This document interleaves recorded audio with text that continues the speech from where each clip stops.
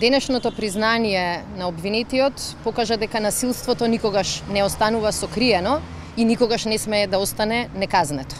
Насилството не е начин да се решаваат проблемите и заради тоа одговорност за насилството мора да има. Меѓутоа, денешните настани во судницата покажаа и на еден кукавичлук кој што секој ден станува поевидентен. Луѓето кои што ги организирале обвинетите, луѓето кои им ги отворија вратите на обвинетите, луѓето кои го мотивираа насилството, денеска ги нема нигде. Денеска се кријат и оставаат извршителите да ја носат на свој товар и нивната вина. Се разбира дека беше страшен крајниот коментар дека практично сакале да ни помогнат. Јас не му посакувам никому во Република Македонија, надвор од Република Македонија, некој да се труди да му помогне на овој начин. Меѓутоа, велам, насилството денеска со обвинението, со признавањето на обвинувањето на вината, покажа дека нема да може да се скрие и дека одговорност ќе мора да има. Јас се надевам и апелирам таа одговорност да ги содржи и сите оние кои го организираа, инспирираа, кои што допринесоа да дојдеме во ситуација да се бориме за својот живот со луѓе кои имаат можеби и делумна свесност за своите постапки, меѓутоа кои денеска сакаат да бегаат од одговорноста.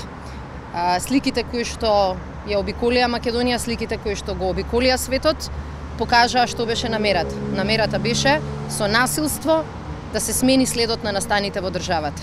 Целта беше некој да биде убиен, целта беше некој да биде повреден и целта беше некој само да си ја спаси слободата после многу направен криминал. Не им успеа и мислам дека и нивното бегање од одговорност нема да им успее. Колку вочно преговарате пред Минашки? Не сум во судницава и не го водам овој процес кој е тежок и за нас заради одмазда, туку заради правда. И заради тоа очекувам праведни пресуди. Ова е само еден дел од случаите кои треба да испратат порака против 27 април, а целта не ми е да добијам оштета. Целта ми е во Македонија да се знае дека ова насилство не смее да биде дел од нашиот секојдневен живот, ниту од нашиот политички живот. Се надевам дека судот ќе донесе таква казна со која што ќе испрати истата порака и затоа во меѓувреме не размислувам на оваа тема. Коментар на коментарот на еден од оние кои се посочени како предводници на тој влез во собранието Игор Јук, дека ако сакал да ве убие, можел да ве убие? Толку изјави, лаги, различни тези беа кажани, немам намера да трчам по нивните изјави. Оној напад на кој што бевме сите ние изложени, оние повреди кои што сите ние ги имаме, не зборуваат за нежен пристап.